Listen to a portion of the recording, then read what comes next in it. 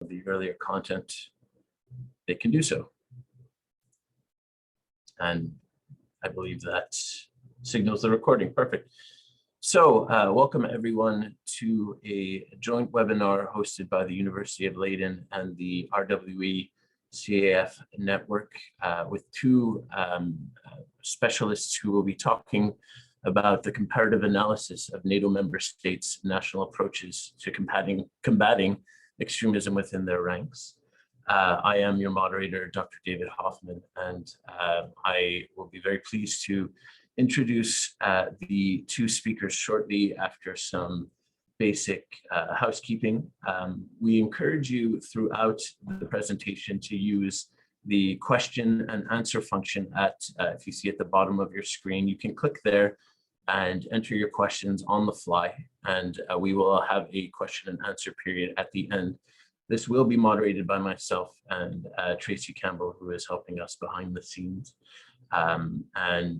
We also encourage you to discuss any ideas you might have if it's on the cusp of your mind, in the chat function below. But we will be mainly looking at the question and answer feed in order to challenge and get insight from our speakers. With that being said, I am very, very honored and pleased to introduce our two speakers for today. The first is Dr. Veilleux-Lepage, and he is an assistant professor of terrorism and political violence at the Institute of Security and Global Affairs at Leiden University. He holds a doctorate in international relations from the University of St. Andrews in Scotland. Dr. Veilleux-Lepage's research interests include the creation of online narratives and propaganda which fosters or normalizes terrorism, historical antecedents to terrorism, far-right extremism and the transnational links of far-right groups, ideological and technical diffusion, and the application of evolutionary approaches to social sciences. Our second speaker today is Dr. Joris Larik, and he is an assistant professor of comparative EU and international law at Leiden University and senior advisor at the Stimson Center. His work focuses on EU external relations and global governance and has been acknowledged with several awards, including NATO's Manfred Warner Essay Award and the Mauro Cappelletti Prize for the best doctoral thesis in comparative law from the EUI. Dr. Larik is a former Fulbright-Scheumann scholar and current fellow at the Netherlands Institute for Advanced Study. And I apologize for my atrocious pronunciation. You'll have to forgive me. And with that, I will gladly pass the floor over to Dr. Veilleux-Lepage. All right, wonderful. Thank you, David, for having us and for giving us the opportunity to talk about some of the research that we've been conducted for the last year at Leiden University Research, which is generously funded through your network. In many ways, this project is not only the project of myself and Dr. Larik, but we actually have quite a team that's been working behind this, and I'd like to take a few minutes to acknowledge their participation and their efforts. These have included Anne Pierczek, a doctoral student at the CSTPV at the University of St. Andrews, Sophie Ebker, who was our graduate research assistant, and 3 undergraduate students that were part of a research clinic at the LUC. So in many ways, this is quite an interdisciplinary project, which has leveraged the work of many very talented students from different institutes here at Leiden. Now, our research in many ways is sparked by trends that we've been seeing occurring throughout Western countries. And these trends have to do with the involvement of either veterans or full-time service members into white supremacist, far-right, ethno-nationalist groups in various countries. And it doesn't take a long time, or it's not particularly difficult to find these cases, and particularly these very prominent cases that have gathered a great deal of media attention. Earlier this year, I think most of us were confronted with this reality as we watched in horror the events unfolding at the Capitol in the United States on January 6th. We now know through research done at George Washington on the program of Extremism that about 20% of individuals that have been charged for their participation in the storming of the Capitol were either veterans or member of American armed forces. In Germany, this is a question that has been in the minds of policymakers and law enforcement for many years. And I think this has been really brought to the forefront of national discourse with the case of Franco A, a German soldier who attempted to conduct a false flag attack, pretending to be a Syrian refugee, hid a weapon in an airport in Vienna, and was eventually found out. The New York Times has done a fantastic podcast on this particular case of if one is interested in learning more about this. In Canada, as I think many of our listeners are going to be familiar with, we've had several high-profile instances ranging from members of the Navy who were also associated with the Proud Boy disrupting an Indigenous ceremony during Canada Day in 2017, but also more recently the ramming at the Rideau Hall and the potential attempt on the Prime Minister. In the United Kingdom, we've also seen how various groups like the English Defence League or Britain First have tried to engage in recruitment of members of the armed forces. So in many ways, while this phenomenon has gained a great deal of attention in the United States, we're seeing this trend occurring kind of transnationally, and this is what sparked this research project. And the presence of far-right elements in Western military to us represents several clear threats that must be addressed. And this is part of an additional paper that I'm currently working on with the ICCT, which we're hoping to publish relatively shortly, which is going to discuss these threats in greater detail. But I think the threat that people generally kind of go to is the threat associated with terrorism and political violence. And we've seen manifestations of this in, for example, the example of the Oklahoma City bombing in 1995, which is generally seen as the archetype of where this linkage between far-right extremism and military service can be quite detrimental and have quite violent consequences.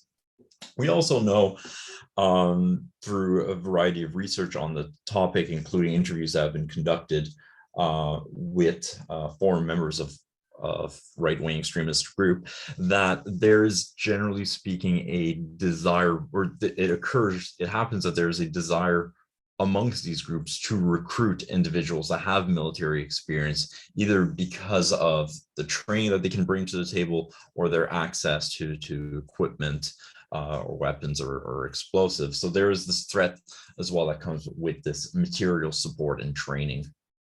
But we can also talk about kind of wider reputational harm that can be caused by these high profile incidents. And we've seen many cases of this, of how nation states have been quite embarrassed by these high profile incidents occurring.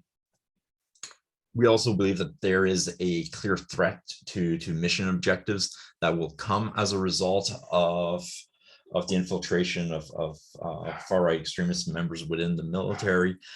This is a subject that Matt Kennard has written about extensively in his book, Irregular Warrior, in which he essentially makes the argument that essentially a permissive attitude towards white nationalism and white supremacism within the armed forces in the United States during the mission in Afghanistan and Iraq proved very detrimental to the efforts to win hearts and minds of indigenous populations in the region. We also, I think it's worth mentioning that we're seeing a great deal of Western countries attempting to reform their armed forces in order to make them much more inclusive, much more representative of their society at large. So recruiting individuals from visible minorities, recruiting individuals from various sexual orientation, trying to include more women within the armed forces. And we believe that the presence of right-wing extremist elements within these armed forces can be very detrimental to this objectives that we see throughout of creating much more inclusive and reflective armed forces. And then lastly, there's also a problem which we can coin as the civil military problematic, to use Fioron's phrase, which essentially goes with the notion that in order for a Western democracy to function properly, the military must remain subservient to the elected civilian leadership. And this is particularly important because the military is really the only agency within a state that has the means of overthrowing this the civilian leadership. So therefore, that subservient of the military is essential to the good functioning of a democracy. But one of the things that we are seeing is essentially these parallel structures, or attempts to create these parallel structures. So a good example of this in the US case would be the Oath Keeper movement, which essentially sees themselves as attempting to protect the Constitution, or their understanding of the Constitution. In doing so, are advocating disobeying kind of lawful orders, or essentially going their own way. We also see this problematic appearing around a discussion of around the mandatory vaccination of armed forces and so on. But there's also some threats or some risks that are posed for the NATO alliance itself. And thanks, Yannick. Yeah, so to put this also in a wider international context, I think what prompted us to pursue this project, we're also thinking of NATO, or not thinking about NATO as a community of values, but really that's the way it presents itself. So this is also, in a way, my entry point to this research. I've been doing research of the normative foundations of national foreign policy, as well as those of organizations like the EU and NATO, which like to present themselves as these kind of beacons of liberal democracy, stalwarts of human rights and the rule of law, as something they're founded on and something that they want to then spread throughout the world. And well, you know, if then you turn to right-wing extremism, I think we can go straight to the next slide here. Right-wing extremism is, of course, you know, anathema to that very idea. So if you have that in your armed forces, it undermines these normative foundations. It will also threaten the readiness and successful deployments. Yannick mentioned already some of these foreign missions that are threatened by that, but also, so basically it undermines what these organizations stand for and how they are operating. And that also, has really, I think, also informed the case, the choice of our case studies for this project. I think that should be the next. Oh no, I would say, so first time we got project aims and objectives, and we turn to case studies shortly after. Yeah, so one of the things that we sought to do with this project is, through a variety of case studies, which Joris is going to talk about in a few minutes, is we try to identify what the various legislation and the policies, but also the regulations that exist amongst these various nation states to deal with right-wing extremism.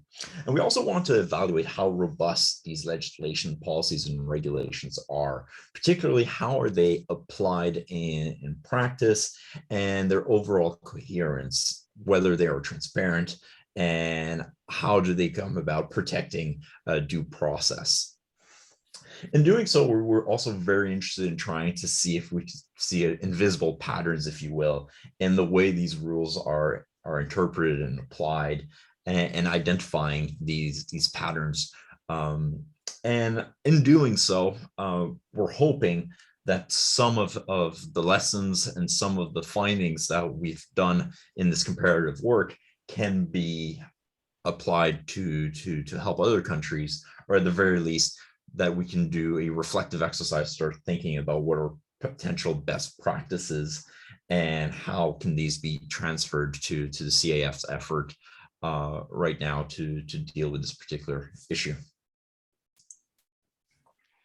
Thanks. So here, which case studies did we look at then in this project? Of 6 countries chosen: Germany, United States, Canada, France, Netherlands, and the United Kingdom. So it's six NATO member states that we selected for the following reasons. So we cover both sides of the Atlantic. It's smaller and certainly larger countries, larger militaries, Canada really somewhere in between, with diverse histories and experiences of extremism. So a lot of them have quite different starting points of how to address this problem in their armed forces, if at all, in the early stages.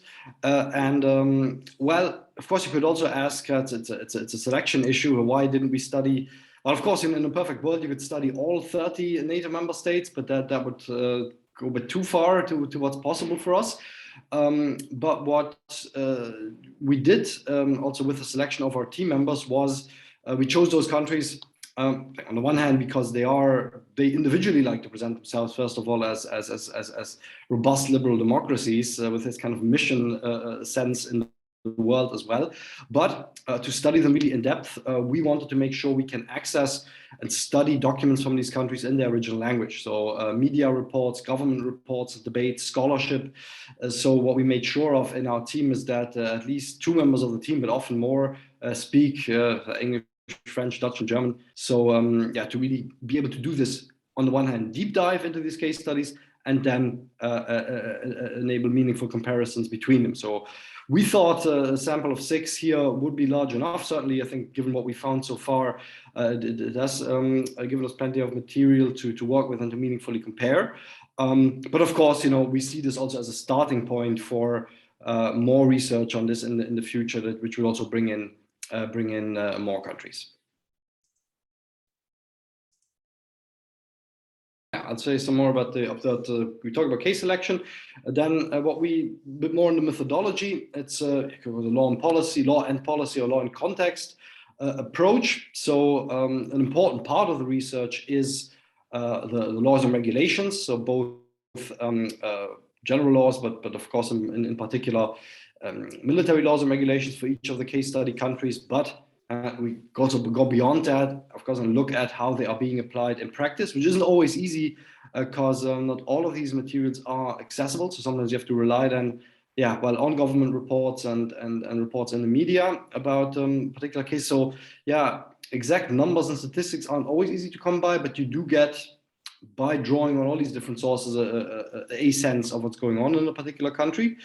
And also go beyond this, the particular case studies, and look at the historical and cultural context per country to interpret them, to make sense of them, of the kind of path dependency of particular policies that have been chosen initially by our countries.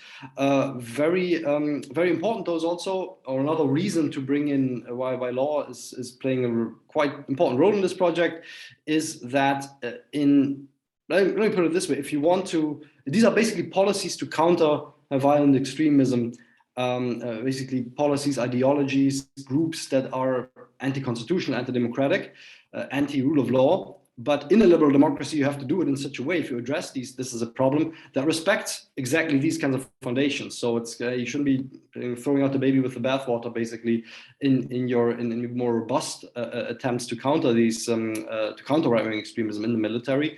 So what we're also looking at is how to balance that, or how do countries basically strike that balance? And how do you respect the rule of law, privacy rights, due process rights,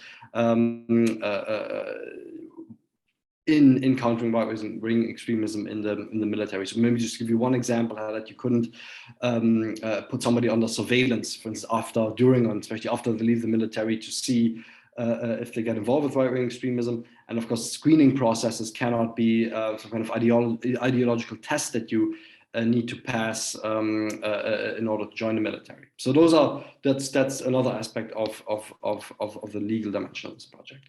Then, building on that, there's also something we have come to call the baseline in this project, because we look at what are the specific approaches of countering right-wing extremism in the military. You have to offset that, or you have to put that also against the backdrop of general rules and regulations in these countries to address that very same problem. So it's very much also about what do military-specific regulations and policies add? What specific problems do they solve that are not addressed yet or sufficiently by the general legal framework. So I think one example here is de-radicalization program. So I think most of the countries that we analyzed have some general de-radicalization program for the general population.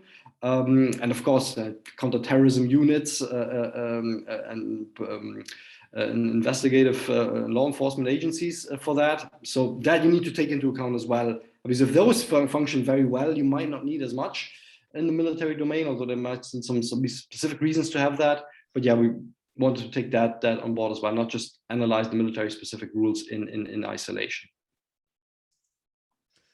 So one of the things that was also quite important in our process was essentially based on a realization that we came up with by surveying the existing literature, which is the fact that the manifestation of extremism in the military might be very different depending on what stage somebody is within their kind of wider military career. And therefore, the types of regulation and policies that are aimed at kind of curbing this will be different depending on what stage of military service somebody's in. So we know from literature that the drivers for recruitments might be different and might have a link here. We were also kind of interested, and therefore we're interested in kind of what type of measures are put in place to stop individuals who have right-wing tendencies or right-wing extremist links from joining the military at the forefront. We're also interested in kind of what exists once somebody is within the service themselves to essentially detect behavior or reform or root out individuals. But also one of the points that we see is often neglected from this discussion is the post-service. And for us, post-service aspect was particularly important for a couple of reasons.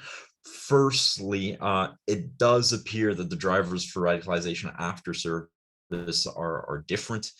We also believe that it changes the way you can conceptualize this. So if radicalization occurs as a result of military service, so somebody has a moral injury, for example, and therefore ends up joining a group or forming a group, or if somebody joins a right-wing extremist group in order to kind of find a place in civilian life, and this is something that Errol Shapiro makes as an argument in his book Waiting for Jose, then there's questions about duty of care for veteran, whether or not a entirely punitive approach is justified, or whether some type of kind of de-radicalization services and help should be something that is kind of part of the wider offerings for veterans. So for us, when we're kind of thinking about this problem, we're making these distinctions at various stages of service. And I think this is something that's quite important in order to unpack what is a wicked problem in many fashion. So one of the things that was also quite important in our conceptualization of this problem, but also came to the forefront as we were conducting this research, the fact that the nature of right-wing extremism is different in these countries. And while there is more and more discussion about this kind of transnational aspect of right-wing extremism and kind of shared ideology, shared symbolism, shared tactics, at the end of the day, the 6 countries that we've picked have very distinctive history and with right-wing extremism, and this affects the manifestation of the issue. We also thought it was quite important to point out that in several of the European countries that we've looked at, we have kind of mainstream political parties that are nationalistic, that are far-right parties that have had large electoral success. So one of the things we were interested in keeping in mind in this is whether there are possible links or supportive collaboration between established political parties and far-right groups, and what impact this might have in efforts to curb right-wing extremist presence in military. We also thought it was quite interesting, this is something that really came out in the British case, is the fact that a lot of these nationalistic and far-right parties often attempt to kind of wrap themselves in the flag, and they misuse symbols and rhetoric that are associated with military service as part of their wider kind of societal appeal. So this is something that we've seen the English Defence League, for example, misusing images of Lee Rigby, who was a British soldier who was killed by Islamists in order to advance its anti-immigration agenda. So this is something that we thought was quite important as well to look at. And therefore, this is where this kind of focus on each case study's political and military history really allowed us to find some interesting key insights, both about the nature of the threat, but also some of the efforts to deal with this problem. And if I may, this is where really in our research, we came up with one of the findings that this is really a situation of kind of, old wine in new bottles. So while there's a lot of discussion today about this problem, this is a problem which is in many ways very topical. This is not a new problem, and this isn't a new problem for any of the militaries that we have surveyed. Now, the scale of it might be different, but if you look at the United States, for example, I mean, white supremacism has existed within the ranks since the Civil War. It was a core element and the link between the military and white supremacism was a core element of many white nationalist groups during the Reconstruction era. The Klan was created by Unionist veterans. We've seen that during, prior to the 1980s, we have a certain acceptance or tolerance of white supremacism within the U.S. military. We have some fairly clear records of Klan activities in places like Camp Pendleton, but also during the Vietnam War, Klan parades after MLK was murdered. And at the same time, there's a certain kind of acceptance that occurs here. So in the Camp Pendleton incidents, you have a riot between African-American service members and members of the Klan in a military base in California. At the end of this confrontation, none of the Klan members are disciplined, but the 13 African-American soldiers who disrupted this Klan meeting are all court-martialed. At the same time, until 86, participation in the Klan was not discouraged or prohibited for service members. And in fact, we have quotes from quotes we found, which essentially supports this decision as saying joining the Klan is no different than joining an elk fraternity or so on. But what we do see is this kind of really important shift in the mid-1980s, where right-wing extremism in the ranks starts being seen as a national security threat. And this is really brought to the front of kind of public consciousness in 1995, both with the Oklahoma City bombing, but also the killing of Jackie Burden and Michael James, so an African-American couple, which was killed by two service members in Georgia at Fort Bragg. So that really kind of shakes the military community in the United States. In the United Kingdom, we see also something very similar, dating back to prior to the Second World War. We see this, segments of the military that are in many ways show affinity to Oswald Mosley unionist movement, but also is then manifested in the 80s in the creation of Column 88, which is a white nationalist kind of sub-segment of, or a white nationalist group that emerges from within the British armed forces. And what we do say that's quite interesting is, as a result of this, particularly after the 1995 Oklahoma City bombing, there's this additional attention to the problem. This is something that's quite fascinating, is if you actually look at the literature on the topic, because you start seeing a bunch of literature between 1995 and 2000 on the topic of extremism in the ranks, particularly a lot of dissertations that are coming out of military colleges, both in the United States and elsewhere. But what it does appear is that these early effort and this early consciousness about the problem is manifested in essentially efforts to root out the problem by putting the responsibility on individual unit commanders to identify, investigate, and prosecute soldiers that are suspected of extremism. So in the United States in 86 and again in 96, we start seeing some change in the regulation, particularly under the rubric of prohibited activities, but also as far as bring forward initiative to ensure that commanders are providing the necessary training to their troops about what are prohibited policies. In the United Kingdom, we've seen the creation of essentially kind of an indicator sheet, which was sent out to commanders on what are some behaviors, what are symbols, what are the type of speech to look out for and to report. So what are the kind of the various indicators and warnings. And apart from the German case, we would argue that there appears to have been the kind of lack of coherent or coordinated responses across the NATO countries that we've surveyed, and until recently, a lack of systems to collect centralized data on the extent of this threat. So the full extent of the threat in itself is something that countries haven't been particularly forthcoming in sharing.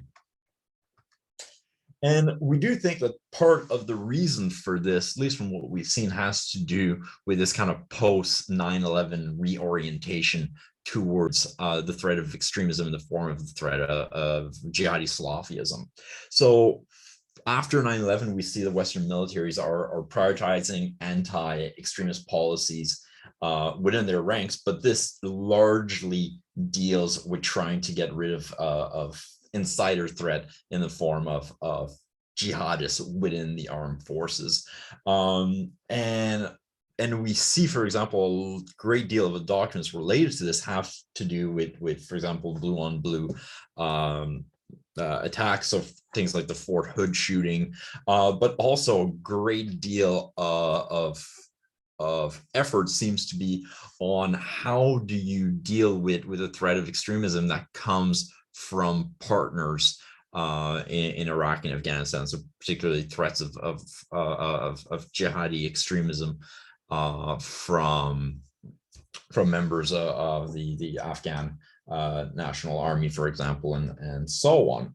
And this focus on Islamic extremism, we would argue, has led to years of ignoring, even tolerating domestic extremism amongst active duty service people. So in the United States, there's this argument that Matthew Kennard brings forward, that low enlistment numbers, particularly in 2003 and onwards, led to recruiters ignoring existing regulation or providing moral waivers for individuals that otherwise should have been rooted out because of their affinity towards right-wing extremist groups or their existing links to these groups.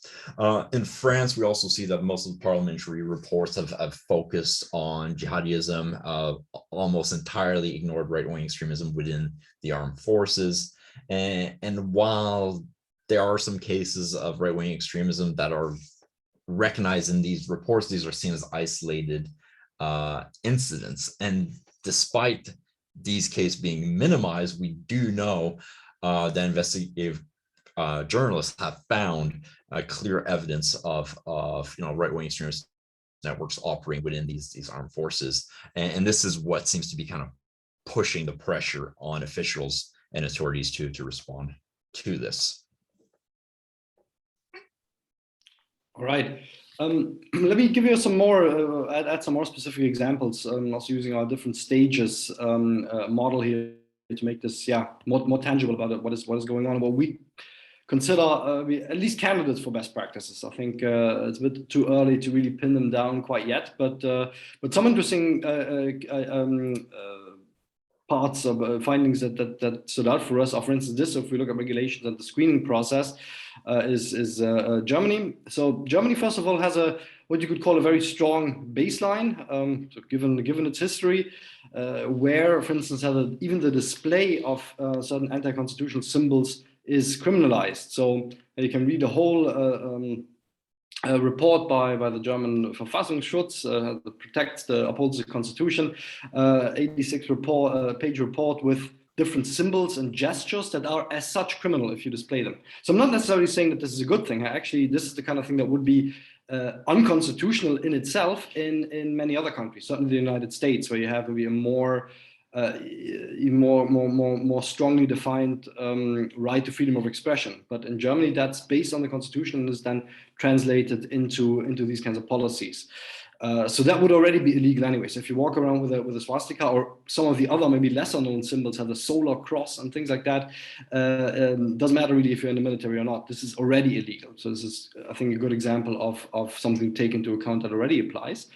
But then specifically for military service, so we looked at in these countries in our case studies, when are you actually checked for? How do militaries try to figure out within the existing legal framework whether you are susceptible to or entertain right-wing extremist tendencies, a member of a group plotting something, and you have that at the point of entry. But also in Germany, you have so everybody at the point of entry and the screening does a general standard security check, has to undergo that. But seeing that there were cases of right-wing extremism detected in the German Special Forces, the KSK, stricter measures were being implemented there. They're still quite recent, so to November 2020, so it's a year ago now that was introduced. But for that now, for the KSK, you have a kind of a stricter screening process, which includes a 10-week assessment procedure, which tests your psychological suitability, but also what you could call constitutional loyalty, and then suspicions about that. If there's strong signs that for example, unconstitutional tendencies and behavior, that must be also immediately reported to the German military counterintelligence division. So it's not just that you wouldn't get into the KSK, but this gets reported as well. And also in general, there's continuous checks for all soldiers in the German military to see if they oppose democratic order or incite hatred, and education as well. So not just checking, but also active efforts for political education in the military. But what we found also interesting here is this proactive approach, but also that there's this differentiation in the rigidity of checks that is being applied. Having said that, though, while this sounds like an interesting idea, there is still a problem. There are still problems in practice. So we still see cases emerging in the KSK of right-wing extremism, and also a lack of capacity that has been noted in the MAD. So there's actually a very small counterintelligence service compared to European counterparts. So they have an important task to do, but they may lack capacity to do it effectively. And I think we have some more examples, if I may. But here you can already see some of the nuances. So in the Netherlands, you also have a security check at entry, at the recruitment stage, and then for every 5 years thereafter. So it's also continuous, but at least there we haven't found a differentiation, seeing if you're in the special forces or entering a service that has seen cases of right-wing extremism in the past.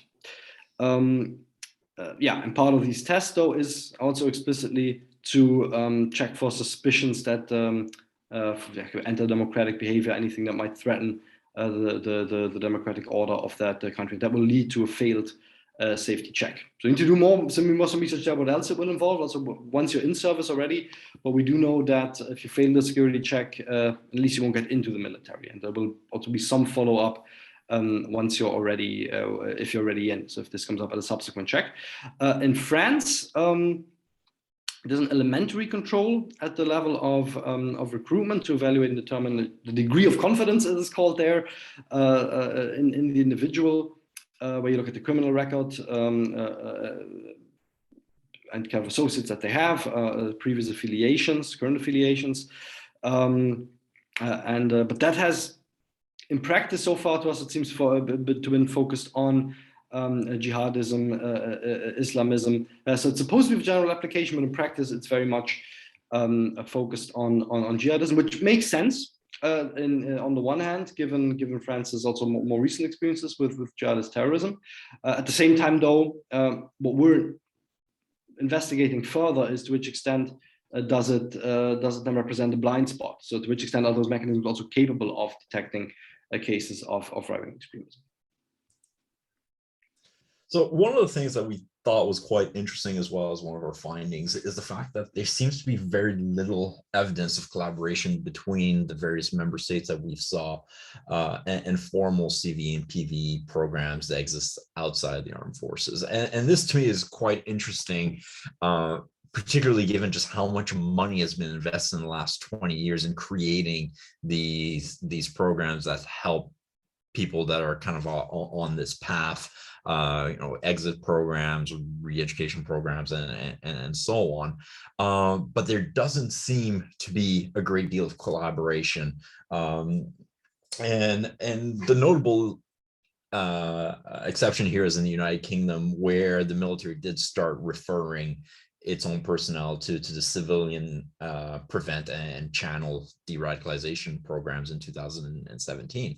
But we did this kind of summary survey trying to look at every single PV, CV programs or organizations that we could find or operating in these 6 countries.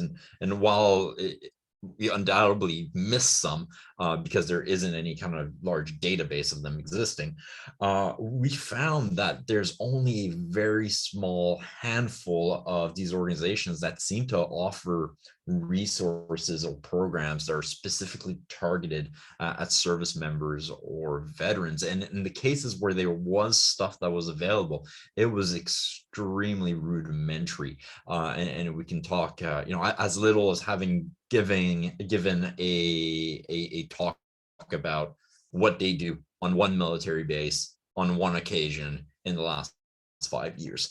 So this to us is quite important because it shows us that there isn't a lot of path here in programs that are created that can help, particularly veterans, and they might be able to understand their particular situation and help kind of redress this issue. And I think this is one of the places where a lot more work could take place, where these militaries that are kind of, clearly committed to dealing with these issues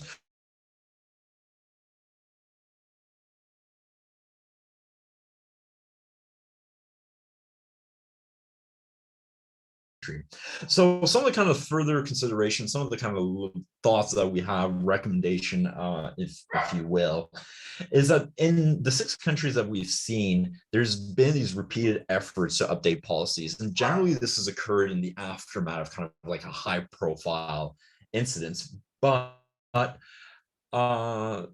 generally speaking, there has also been this kind of systematic disregard for the severity of this threat. And this threat only seemed to come to the forefront of policymakers' mind in a very reactionary fashion.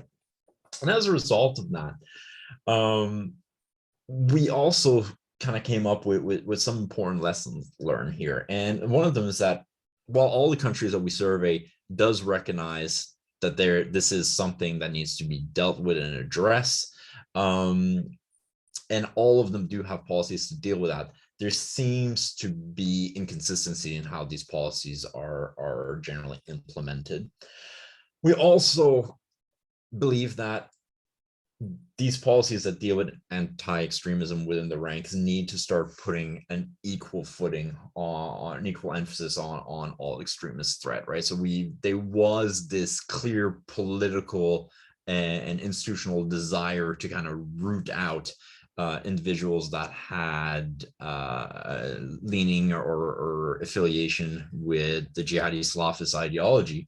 And if the same kind of motivation can be applied to rooting out right-wing extremism in militaries, I think these countries are going to be well on their way.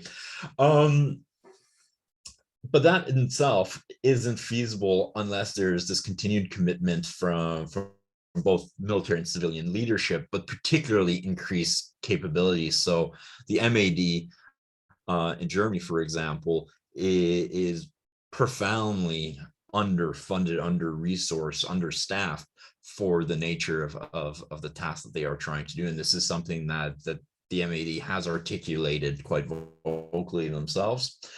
I also think that these countries, and there's definitely efforts in some countries to create this, but I think on the board, centralized bureaucratic structures in order to create better reporting and recording of incidents, in order to have a better idea of what is the full nature of this threat.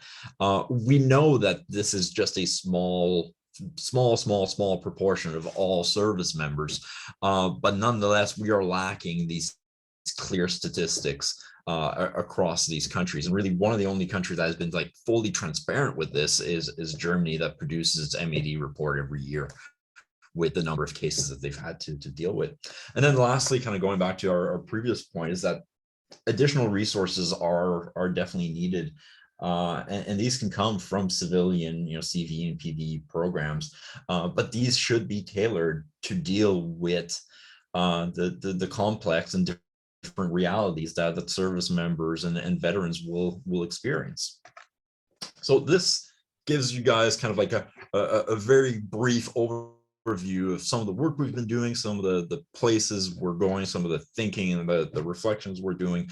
We're hoping to finish this project in about a year, and it's going to culminate in a book, Uniform Threat, a comparative analysis of countering right-wing extremism in NATO armed forces, which will be written by myself, yours, and one of our fantastic research assistant who's doing her doctorate at St. Andrews.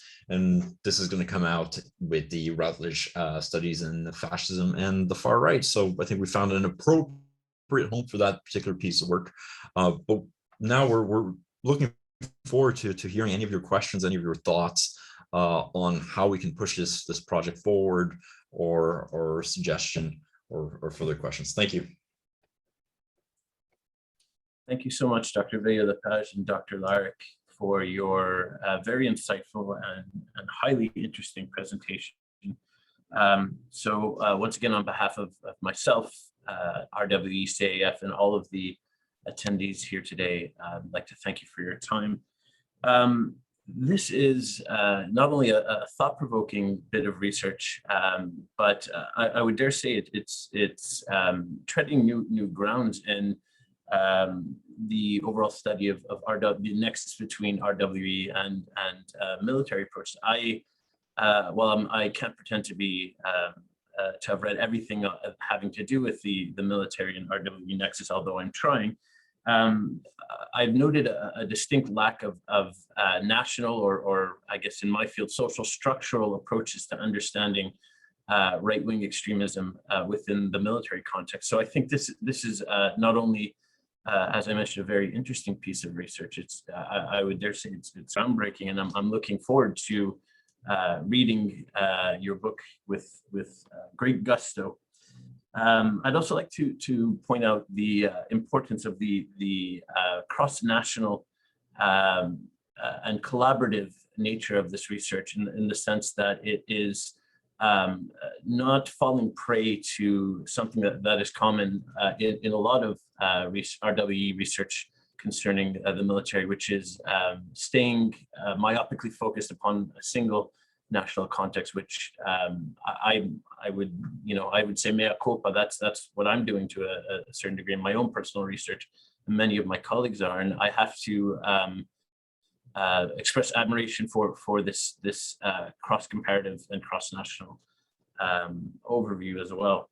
And normally at this point, the moderator will take their prerogative to ask a bunch of questions, but and I do have a bunch, but I have the I guess enviable situation that we have a number of very good questions from the audience. So if there's time, I'll get to my questions. If not, I'll get to them privately with you, Dr. Veilleux-Lepage and Dr. Larik, and could jump right into the questions from the audience, if that is okay with you both. The first question comes from Philip McChrystal, who is a postdoctoral fellow with the RWE-CAF network. And he asks, with a growing number of countries incorporating women into combat arms and exposure to weaponry, Does the research or your research reveal whether women are being recruited in larger numbers into these groups? All right, so in many ways, the research that we've done hasn't tried to like systematically figure out what the full scale of these problems are in these countries. But we do know that right-wing extremist groups are attracting women. And then there's a great body of literature that's emerging on this topic, this kind of the gender dynamics of right-wing extremism. But one of the things that I think is really interesting here as well is that the motivations for joining these groups, at least from what we can see, varies greatly individuals by individual. So one of the things that we did, and it has some limitations to it, but we have access to this entire data set that I got from another research project, which is the entirety of Stormfront conversations. So it's about 6.9 gigabytes of just text conversation. It's about 7 million posts. So what we've done is that on Stormfront, there's the regional sub forums for various countries, Canada, US, UK, Stormfront Down Under for Australia and stuff. And we've gone in these chat logs, and we essentially just did kind of this cursory check as how do people on Stormfront talk about military service. And one of the things that we did get out of this was this kind of topic, right, of join the military in order to get training, in order to get training, to get access to weapons, and then you can use that to support the cause. But actually, the majority of the conversation was actually more about like join the military because it's a good profession, because you're going to get a good salary and it's going to pay for your mortgage and it's going to allow you to support your partner, and it's going to allow you to have a larger kind of white family and whatnot. So in that case, this notion of like activism was being put back into the house. And then there was like the third category, which is people like saying don't join the military because they're actively trying to get rid of people like us. But essentially, I don't think there's necessarily a cooperation with more women in the military and therefore more women in right-wing extremism.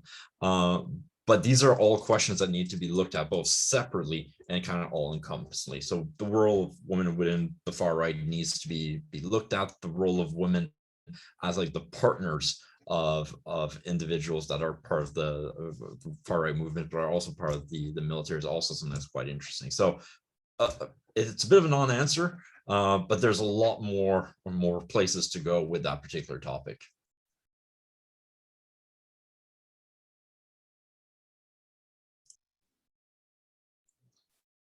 Thank you, Dr. Veilleux-Lepage. The next question is from Tatiana Reed and asks, how do we see the surge of Afghan refugees and evacuees resettling in the United States and Europe playing a role within the right-wing extremism? Well, I can start with it, but I do invite Yannick to add to it.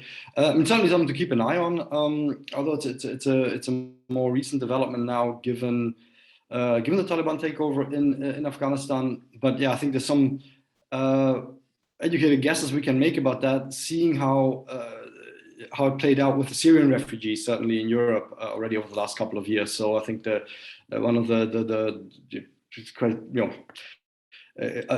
easy to see, I think that led to, or was very clearly related to, a surge in support for, on the one hand, right-wing populist xenophobic parties across Europe. This is really political dynamite, but also has translated then to real acts of right-wing extremism. So Yannick mentioned the Franco A case earlier, and so we even pose in this kind of false flag operation as a Syrian refugee to make that group look bad and violent by committing some violence yourself, basically, from right-wing extremist background. So it's certainly something to keep a close watch on, because we might see, unfortunately, a repeat of that now with the influx of Afghan refugees. At the same time, though, we have to look a bit at the numbers though as well, because there's for geographical reasons, and also given certainly the EU's a lot stricter asylum border policies, we might not see that much of a surge as we did with the Syrian refugees. So so that might temper a bit also the political impact and influence of right-wing groups in Europe. I think another aspect of this that becomes quite important is going to be how does this kind of withdrawal from Afghanistan play out amongst veterans. And so we do know that in the aftermath of the Vietnam War, there was large recruitment efforts amongst right-wing extremist groups to recruit kind of disaffected veterans, people who essentially, having lost that particular war, had turned their sentiment quite negatively against their service, against their governments, and so on. And I would be very interested in how kind of veterans as a whole are currently feeling the aftermath of this withdrawal and Taliban takeover of Afghanistan. Now, I think that in no way is this trying to blanket all veterans as saying that they are likely or potentially going to be radicalized as a result of that. But I do think there is an increased risk now amongst veterans who have essentially seen the end of this mission, and I think unfortunately a mission that has ended in a failure. And these veterans may have, lost friends, limbs, have mortal injury as a result of that service. And I'm just wondering whether or not this event could end up being a trigger that will allow some individuals to kind of start down this path. So I think this is something that needs to be at the forefront of veteran care policies right now. Is just the effect of this defeat, and that doesn't just relate to right-wing extremism, right? It also relates to a lot of other harms that have come to veterans, whether it's alcohol abuse or drug abuse or whatnot. I think all the service that are offered to veterans right now should be particularly on guard for this. Thank you very much for your answers, and thank you for your question, Tatiana. The next question is from Larik Pepperkamp. I apologize if I mispronounced that. And then the question is for Joris. Joris, sorry, I mispronounced that too.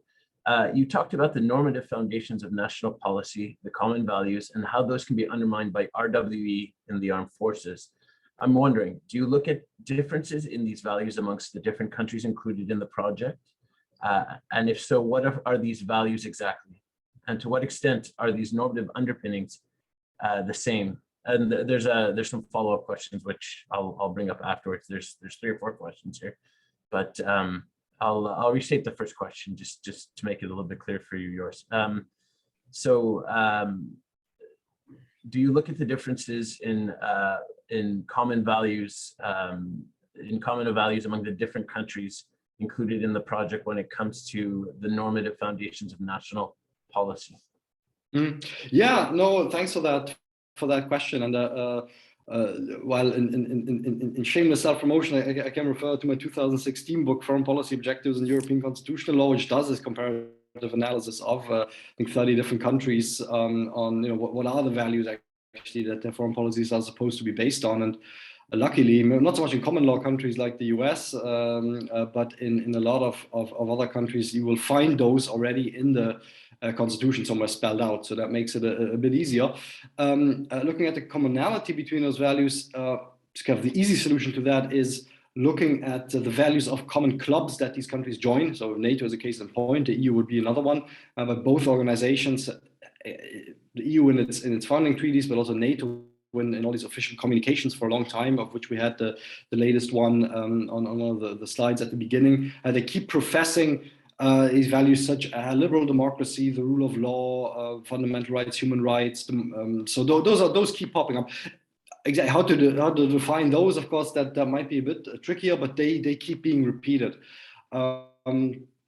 So also our 6 case studies would or do officially subscribe to these values. Of course, there are some variations in what they exactly mean in those countries. So one example I mentioned was freedom of expression might be highlighted more, might be valued higher, more strongly, say in the US, for instance, than in Germany for historical reasons. But by and large, I think we can speak of kind of a common normative foundations here, which also NATO advertises, and is also something that we see these right-wing extremist groups being opposed to across the board. So maybe some are more opposed to one thing or another, but that's normally kind of the common thrust of what they also stand against. The follow-up question that Monica has is, to what extent are these normative foundations undermined or potentially undermined by right-wing extremism?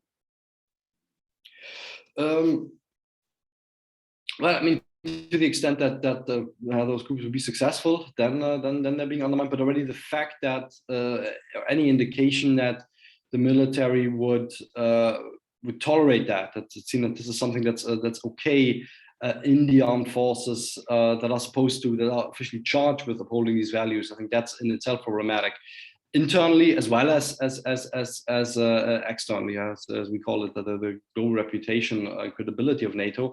And yeah, maybe some helpful of concepts that we came across in our case studies to illustrate that are, in Germany, this idea of the Bürger in Uniform, so soldiers are supposed to be citizens in uniform.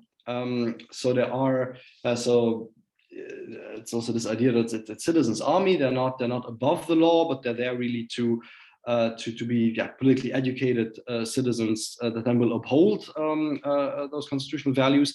And yeah, what we see also across these militaries is one thing that these soldiers have in common is that they take an oath when they enlist in service, and most of which explicitly include terms like protect the Constitution, defend the Constitution. So that's an oath they take, and if you see that oath doesn't mean that much through high-profile cases of right-wing extremism, yeah, I think that's when we also see that kind of undermining taking place. And yeah, again, it's not huge numbers that we see. It's often some numbers, but often high-profile cases. But those in themselves have already tremendous damaging capacity for these norms and for countries and organizations' reputation. Thank you for that question, and thank you for that answer, Dr. Larik. Next question is from Joe, and how do the various NATO militaries in the countries you have studied define extremism, and does NATO have a shared definition for extremism? So, I mean, we could have had a slide with the definitions of these 6 countries. I'm not gonna essentially try to go in all of them, but the biggest issue is that most of these 6 countries don't have a uniform definition within that country. So various different agencies, whether they are law enforcement, whether they're public health agencies, whether they're intelligence agencies, will have different, at times conflicting definitions. So the answer is no, and there isn't even a shared definition within the countries that we're looking at, and this is, I mean, this is in many ways a problem that we see with a lot of these terminology, whether it's terrorism, political violence, is that there is various conflicting definitions that exist within these within the country as a whole, and then again, whether it's law enforcement or military or whatnot. So no, to our knowledge, NATO doesn't have a particular definition, and that, I think, in many ways, and I don't actually know if that would be helpful, right? Because we know that the nature of this extremism is different depending on the country itself, right? So and Larik will be able to explain this much more than I can, but in Germany, there is a separate strain of extremism, which is seen by MED as different from right-wing extremism, which is in many ways similar to like the sovereign citizen movement that we see in North America, but it has to do with essentially kind of returning Germany to essentially a pre Third Reich political system, and that in itself is something that's distinctively German. So as a result of the fact that the nature of extremism is very different in each of these countries, I don't know if a shared definition would be helpful.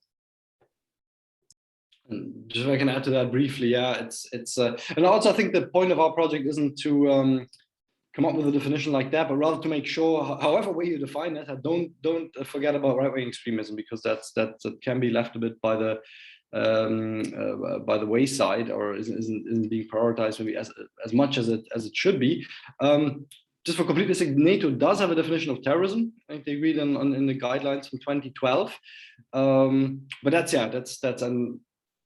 then not exactly, extremism is broader than simply terrorism. Even that's difficult enough to define. Thank you. Question from Jacqueline. Concerning security checks as part of the recruitment process, how easy would it be to hide far-right affiliations during the screening process? So it really depends, right? This would depend on the case itself. It would depend on the nature of these affiliation, I think. But one of the things that's particularly interesting to us is how for a very long period of time, in many countries, you have a lack of training amongst recruiters to identify these affiliations. So they might recognize a swastika, but they may not recognize a numerical symbol, for example. And then in the American case, as I referred to, is that we know that there's a period of time where demand for more deployable troops led to recruiters and screeners just turning a blind eye, or if not turning a blind eye, actually engaging in activities that would allow these individuals to join. So, for example, issuing moral waivers to individuals. So moral waiver is when an individual has done something or has shown indicators that would generally make him admissible. And then a moral waiver is when, through a conversation or whatever type of interaction, the recruiter, the screener will say, well, that risk itself has been mitigated. So that person said, oh, well, he's got this tattoo, but he got it after it's a Buddhist symbol, but it's done backwards. Or this person has got this tattoo, but it was a drunk mistake when he was 16, and he doesn't have these particular values, and therefore moral waivers are issued.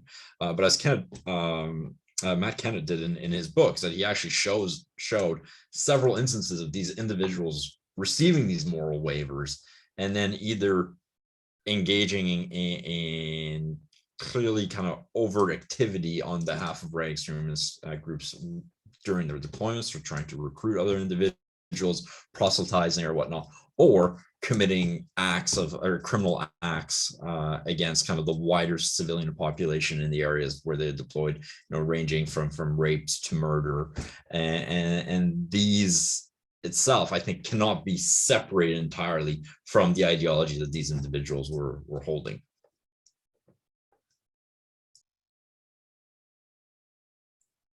Thank you. The next question is from Chiran. Thank you for the insightful presentation. Does your research also include speaking with military members impacted by right-wing extremism? So as part of kind of the research project itself, we're looking much more at the policies, the regulations, and whatnot. There's a lot of people, including people part of of this network, that are doing similar work, that are engaging and talking with military members. It's a bit outside of the purview of our work, and it's also outside of the ethical clearance that we've received for our work. So we're not engaging with any type of systematic structured interviews with military members. We are having conversations in order to get kind of like background information and whatnot, but interviews are not part of our methodology. maybe just to jump on that, so there are research teams within the RWE-CAF, which is one of the sponsoring organizations for this talk, that are going to be doing interviews with active and former members of the Canadian military to gain primary data for at least within the Canadian context. So it doesn't have necessarily the breadth or scope that the Leiden researchers have, but there is research being or planned that will undertake this qualitative approach. Sorry, Dr. Larik, do you have anything to add to the previous question, or did I? No, I think it was good for Yannick to clarify that. But yeah, I have to say, I'm also tremendously curious. The more we dig into this and we come across these policies, yeah, I'd love to know much more about how they really work out in practice. So I think any further collaboration or findings, also other groups on the network can share, would be very welcome. But that's, yeah, with a comparative study of 6 countries. Yeah, you maybe lose a little bit in terms of how deep you can dig for each individual one, but any related findings there, I'm very interested in. It's always in the backs of our minds. I think, like, okay, so we read about another intensive screening process. Okay, sounds great, but what do you actually do there? What kind of questions do you ask? How does this work out in a kind of face-to-face environment? So that's certainly something that's yeah, I remain very fascinated and interested by. Another question from Tatiana. So your presentation identified opportunities for countering extremism, and she asks, how effective would these CVE, PVE programs actually be? So what is your opinion on the effectiveness of CVE, PVE programs for soldiers and members of the military? All right, so that's the $1 million question, and it's probably worth more than $1 million if you can actually do this research. I think one of the things that has come clear is that government spent an obscene amount of money funding CVE and PVE programs throughout. Various governments have done that, but they haven't spent a great deal of money actually evaluating these programs and figuring out, do these programs actually lead to the outcomes that are desired? Do they actually have benefits? Do they cause more harm? We don't really know this, and there isn't a lot of work that's being done on the evaluation of these programs, kind of widely speaking. But that said, if you are a government that is funding these programs, then you're probably working with the assumption that these programs are beneficial. And working on that assumption, which I think is a fine assumption, it seems slightly foolish that these programs would not be further extended in order to target a portion of the populations which we believe to either be at risk or who we believe that their involvement with right-wing extremism would have kind of large consequences, both reputational harms and all the other harms that I've talked about before. So again, a bit of a non-answer, because I'm not a specialist on the CVE and PVE programs, and I think there's a lot more kind of soul searching and measuring work that needs to be done on these programs as a whole. But if your premise is that these work, then these should be tailored as well for this segment of the population. Maybe just one thing to add is that, yeah, it's quite vexing in some cases when, like our KSK example from Germany, that you think like, okay, there was a problem, and then there's now this 10-week screening program, and of course, it'd be awesome for making a point on effectiveness to say then, okay, ever since then there's been no cases. Unfortunately, there have been, so it's vexing, but also, yeah, maybe a bit early days, since a lot of these measures are actually quite recent. But I think also what we're trying to do in the research is at least make suggestions of connections that might have a good chance of increasing the effectiveness of these programs. So I think one thing Yannick showed earlier was if you have de-radicalization programs, it's good to connect them with the military, like we see in the UK, but in Germany there seems to be a gap. It says yes, there's CVE programs, but there's no specified veterans program. So that would seem like a good thing to have and connect it to that. But so that might be a gap. If that exactly will work, how effective it will be, hard to put to quantify that, but it might at least be a good idea. So I think I see our project really also more as a starting point of an inventory of policies and practices, and at least promising ideas for connecting them better that other countries might at least want to try out. Thank you for that question and that answer. Another question from Joe. Do right-wing extremists look to target militaries or defense, or do they see it more as a recruitment environment so they will avoid plotting attacks against them? And has the manifesto from ideologues from individuals such as Tarrant, who call out NATO, weighed into any attack strategies for right-wing extremists within NATO members' ranks? So again, this is going to be very dependent on the group, on the individuals, on the ideology of the group. I mean, we have cases of service members in the United States plotting attacks against their own units. There was a fairly high-profile case, I believe, last summer. Somebody that was affiliated with the Order of Nine Angels, if I remember correctly. So we see this. I mean, we see cases where individuals are plotting attacks against their counterparts. We also have other groups that, in many ways, kind of proclaim to represent the military or to be upholding the values of the military and want to wrap themselves in the flag, and will use military imagery and will welcome veterans. So it depends on the group itself. As for the impact of Tarrant's manifesto, so Tarrant's manifesto, just like Breivik's manifesto, is widely circulated, and we're starting to see the wider kind of impacts of these manifestos on a series of right-wing attacks and plots. I had a master's student who wrote her dissertation last year, essentially mapping out 25 attacks that were directly linked to the Breivik manifesto. But from the top of my mind, I can't think of a particular case where a service member plotted an attack and that link to the Tarrant manifesto existed. But I wouldn't be surprised if there is one out there, because these texts have become canon within the far right, just like the writing of just like the Turner Diary and a few others. So these texts will come up over and over in attacks. So we have time for two more questions, if that's okay with our speakers. The first is from Chiran, and how do you foresee climate change being a unifying force to bolster recruitment, RWE recruitment from NATO militaries, and further exacerbating the threat from right-wing extremism?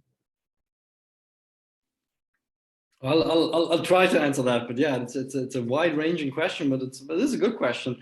Two things that come to mind are well, what we often see at least in right-wing populist political movements is also climate skepticism. So that's kind of a general sense of anti-scientism, maybe even anti-vaccinations as well. It's a bit of normally just latching onto these kinds of currents. So I'll have to see exactly how that translates to right-wing, violent right-wing extremism, but it's certainly, there's at least a correlation, let's say, between people supporting right-wing populist currents and also climate change denial. The second thought would be that, well, in an earlier question, refugee flows were mentioned. So if those were to increase due to runaway climate change over the next years and decades, well, then we see again very likely the kind of political dynamics, maybe even to an even larger degree that we had with the Syrian refugee crisis. So actually more pressure, more support maybe for right-wing xenophobic groups, and potentially then also more support for right-wing extremist ideology. Yeah, I think one of the things that's important to kind of keep in mind when we're doing this research, when we're talking about right-wing extremism in the military, is that at the forefront, service members are members of a wider community, right? They're members of the wider population before they are service members. So anything that increases political grievances, anything that increases political divisions in a society will exacerbate the threats of right-wing extremism, violence, both in that society, but also within the ranks. And I think it's quite important that we don't separate the kind of the push factors that exist within wider society to the push factors that exist within the armed forces, but that we recognize the experience of a service member may be different, and they might also be additional push factors as a result of their experience and training and employment. Thank you very much. And the last question from Philip McChrystal.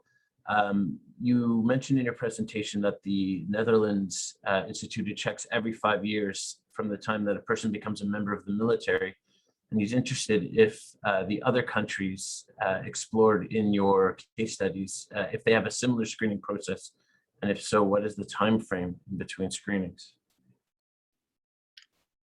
That's a good question. I'd have to check. But yeah, they all have some kind of security check at the beginning, and then most at least have a so definitely Germany has subsequent checks as well. In addition to, I should perhaps mention, an annual performance review. So that like in any job, that you do that in the military as well, but that won't be thorough, I suppose, in terms of it doesn't have the purpose of detecting right-wing extremism per se. So hence the or any form of extremist ideology. So that's why I have the security checks done every 5 years. But no, it's unless Yannick has more specific examples in mind. But definitely some. That might be a nice table or something to include also in the book, if to see at which points during. So how often does this actually happen? Because 5 years is also not very frequent, to put it that way. Or at least it's something. Yeah. Yeah, I'd have to go back through all our notes, but a thank you, because I do like the idea of having that table in there somewhere. So we'll take that, Philip, and thank you for that great comment. There might be one more time for one more question that just kind of flew in under the radar, if the speakers are okay with it. It's from Kaya, and they thank you for your presentation. They have two questions, and we'll get to the first, and we'll try and get to the second. The first is, to what extent is public awareness of this issue within each respective country important in addressing it? So, and which of the 6 case studies had the highest degree of public awareness and discourse about extremism in the military?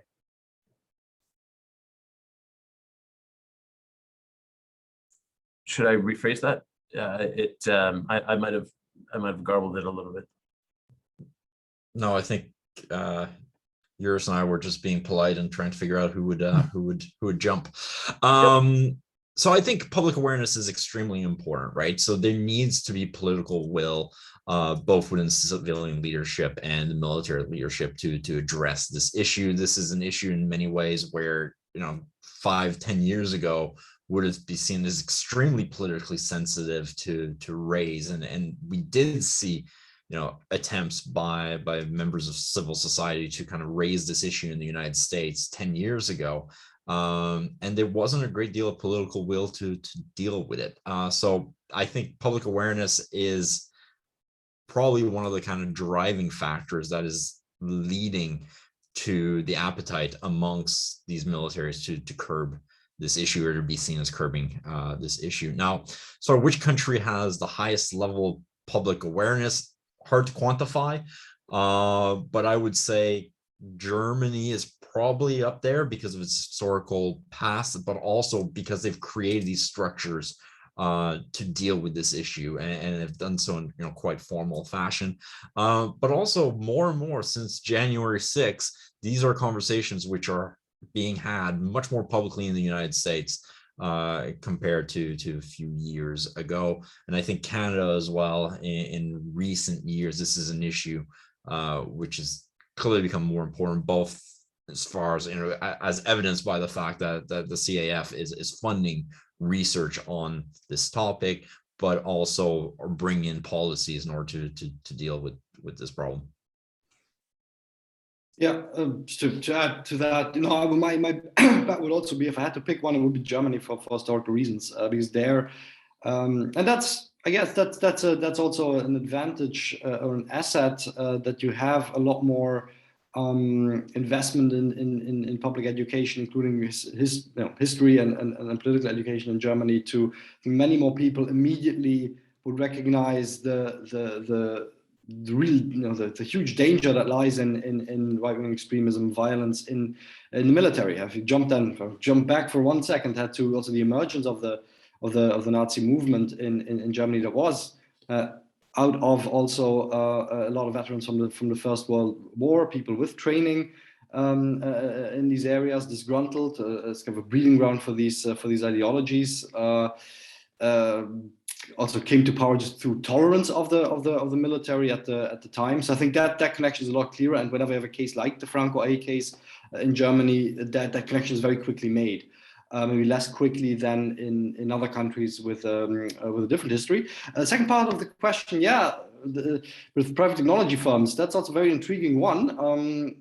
Probably something to do some more research on.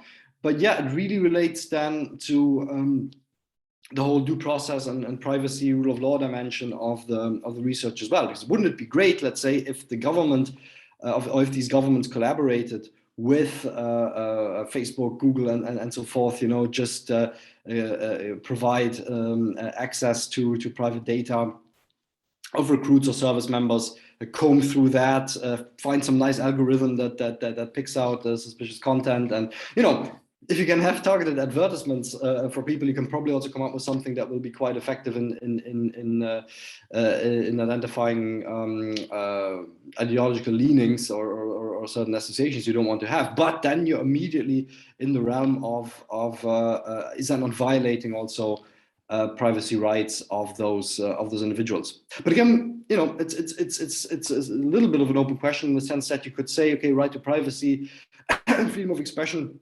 applies to a more limited degree once you've made the voluntary choice to be in the military. So in that sense, it's a bit like comparable to being a civil servant. However, also your freedom to express yourself, at least while also being in that position, while exercising that job, is a bit more limited. Your employer, the state and the military, can have certain expectations of what you do.